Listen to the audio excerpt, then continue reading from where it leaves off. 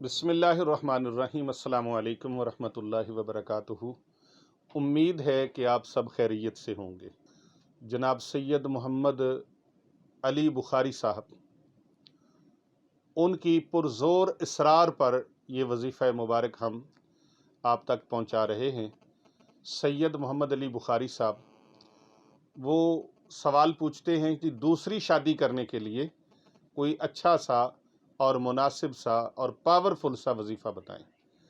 تو اس کے لیے سب سے پہلا وظیفہ جو ہے بہت مجرب اور بہت طاقتور، اس سے زیادہ طاقتور وظیفہ میں نے نہیں دیکھا، بہت اعلیٰ ہے، میرے تجربہ شدہ ہے، مجرب ہے، جتنے لوگوں کو بتایا ہے اتنے لوگوں کو اس سے فائدہ ہوا ہے۔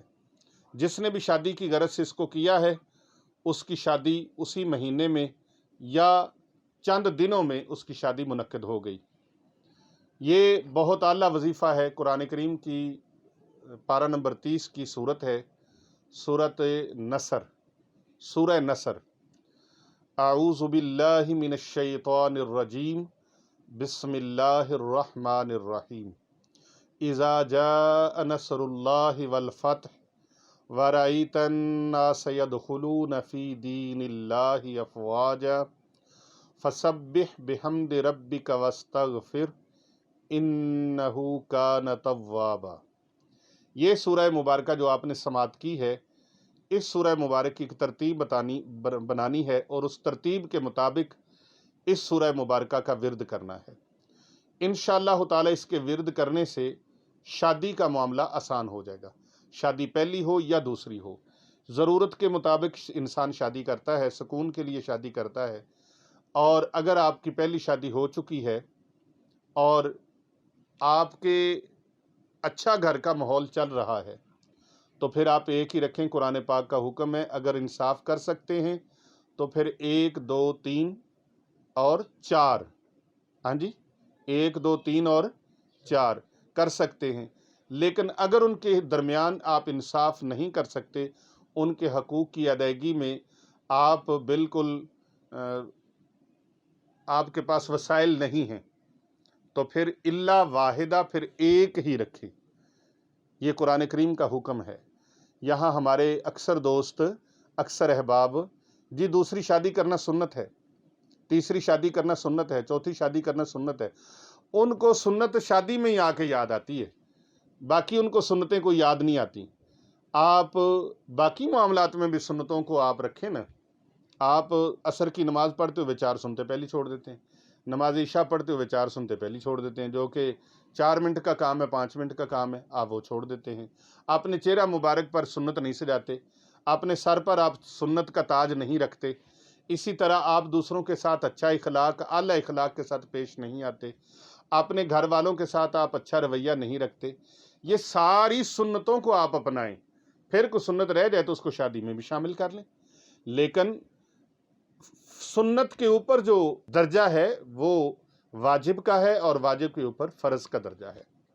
تو اللہ کے قرآن نے جو حکم دے دیا ہے کہ اگر آپ ان کے درمیان، ان کے مابین انصاف نہیں کر سکتے، ان کے حقوق ادا نہیں کر سکتے، اور ان کے حقوق ادا کرنے سے آپ قاصر ہیں، ان کے درمیان انصاف کرنے سے آپ قاصر ہیں، تو پھر الا واحدہ، کہ پھر ایک ہی رکھیں۔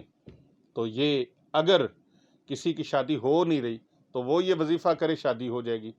اور اگر کسی کی شادی دوسری کو وہ کرنا چاہتا ہے، پہلی کی یہ فوت ہو گئی یا طلاق ہو گئی ہے، تو دوسری شادی وہ کرنا چاہتا ہے تو پھر اس کے لیے یہ وظیفہ کریں، کیونکہ ہمارے ہاں اگر کسی نے طلاق دے دی ہو یا کسی کی بیوی فوت ہو گئی ہو، اس کے ساتھ کوئی دوسری شادی کرنے کو تیار نہیں ہوتا، تو یہ بھی نہ تو کوئی سنت ہے، نہ اسلام کا حکم ہے کہ اس کے ساتھ شادی نہ کرو، بلکہ اسلام کا حکم ہے کہ شادی کرو، وسائل ہیں تو شادی کرو، اللہ نے وسائل دیے ہیں تو پھر وہ شادی کرے۔ تو شادی کرنے کے لیے پھر اگر رشتہ مناسب نہ ملتا ہو تو آپ اس وظیفہ مبارک کو کریں۔ سورہ نصر کا یہ وظیفہ ہے۔ بسم اللہ الرحمن الرحیم۔ اذا جاء نصر اللہ والفتح ورأیت الناس يدخلون فی دین اللہ افواجا فسبح بحمد ربک واستغفرہ انہ کان توابا۔ اس سورہ مبارک کو 133 مرتبہ صبح اور شام کے وقت 2 بار آپ نے پڑھنا ہے۔ صبح کسی ٹائم پہ بھی پڑھ لیں، فجر کے بعد پڑھ لیں، فجر کے بعد سے لے کر 12 بجے سے پہلے تک کسی وقت میں بھی پڑھ لیں، اول آخر 3 بار درود پاک۔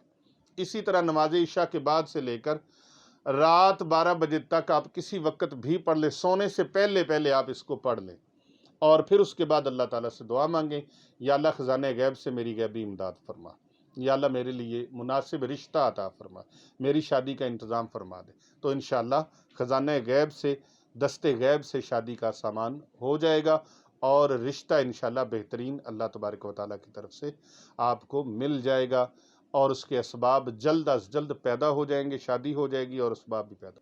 دن میں 2 مرتبہ آپ نے صبح اور شام کے وقت میں بعد از نماز فجر اور بعد از نماز عشاء اس وظیفہ مبارک کو کرنا ہے، انشاءاللہ تعالی اس کے فیوز و برکات آپ کو نصیب